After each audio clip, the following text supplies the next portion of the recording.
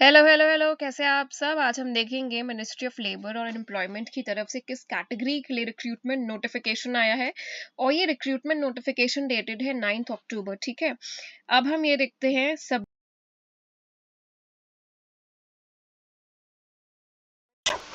ठीक है, general of mine safety DGMS in the ministry of labour and employment bye promotion of deputation and absorption regarding. तो इस regarding इनकी recruitment हो रही है। अब हम आगे देखते हैं और चलते क्या क्या इसकी रिक्वायरमेंट है। ओके, पॉइंट नंबर 4.2 देखते हैं। The applications of the eligible candidates may be forwarded by the respective organizations in the prescribed performa annexure third, जो इन्होंने आगे दिया होगा, to the Minister of Labour and Employment within 60 days from the date of publishing of advertisement। 9 अक्टूबर को आया है, मतलब आपके पास अभी भी अच्छे खासे दिन है। 60 डेज का टाइम काफ़ी होता है for you to make the application, fill it and then send it. Okay, अब हम देखते हैं 5.1 का A part, biodata as per the performer given in annexure 3, vigilance clearance certificate as per annexure 4। देख लेते हैं एनेक्स्चर 3 4 को आगे बढ़ते बढ़ते।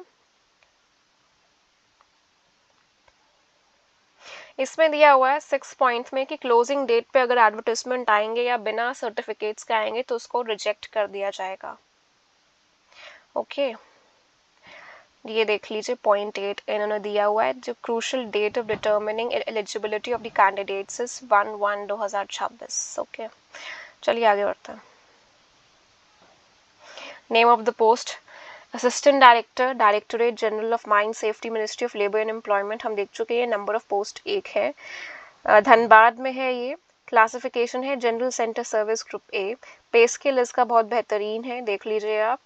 और पे एंड अलाउंस भी इसमें उन्होंने स्पेसिफाई कर दी। क्वालिफिकेशंस फटाफट रीड कर लेते हैं। Office of the central government, number 1, holding analogous post on regular basis in the parent grade और department or with 2 years service in the grade rendered after appointment there too on regular basis।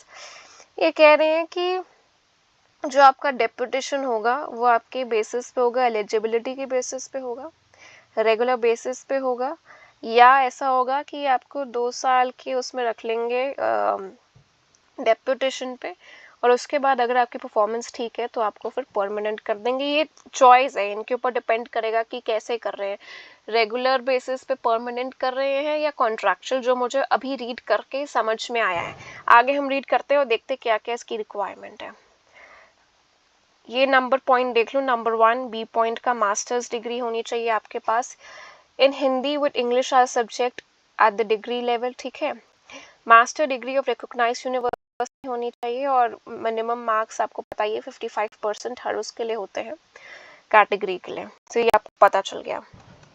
Desirable क्या है, administrative experience आपके पास, experience of organising Hindi classes और workshop for nothing and drafting, for noting and drafting.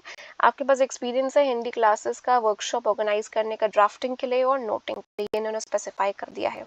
ठीक है, point number 2 है the departmental senior Hindi translator with 3 years regular service in the grade will also be considered along with outsiders in case he is selected for appointment to the post। ऐसा कह रहे हैं जो senior Hindi translator है जिसके पास कम से कम 3 साल का एक्सपीरियंस है on regular basis, on regular service, उसको भी कंसिडर करेंगे आउटसाइड एप्लीकेशंस के साथ साथ। तो ये बात आप ध्यान पर रखिएगा। आपकी ड्यूटीज क्या होंगी ये आप देख लीजिए।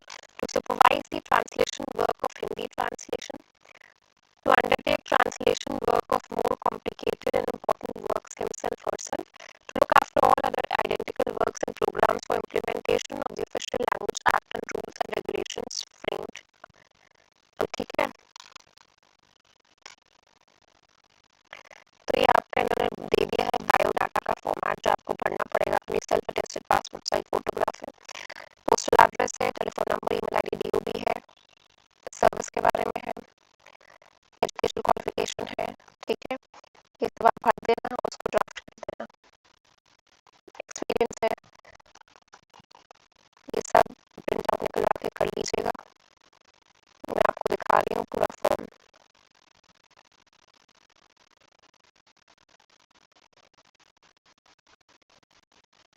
अचीवमेंट्स का भी टेबल आ गया है,